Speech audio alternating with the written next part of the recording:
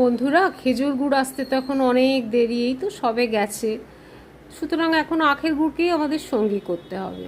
তা সে আখের গুড় যখন কিনে আনি আমরা দেখি যে ভীষণ শক্ত টাইট মতো থাকে, আর তাতে একটু বালি কিচকিচ করে, একটু কেমন কেমন, একটু তেল চিটে চিটে গন্ধ থাকে। তো আমি বলি কি, সেটা এনে অল্প জল মিশিয়ে, আমাদের ছোটোবেলায় আমাদের বাড়িতে এরকম করা হতো দেখেছি, অল্প জল মিশিয়ে ওটাকে একটু খুব পাতলা নয়, আবার একবারে সেই শক্ত ইটের মতো নয়, মাঝামাঝি একটা ফর্মে এনে সেটাকে যদি ভালো করে ছেঁকে নেওয়া যায়, নিয়ে ফ্রিজে রাখা যায়, তাহলে কিন্তু ওটা রুটি দিয়ে খেতেও সুবিধে হয়।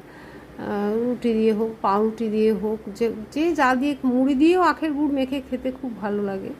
এটাও একদিন একটা সকালের জল খাবার বা বিকেলের খাবার বা যখন হোক একটুখানি খাওয়া যেতে পারে। মানে আখের গুড়টাকে এইভাবে খেলে ভালো হয়, পেটের সমস্যাটাও হয় না, হাইজেনিক হয় আর কি।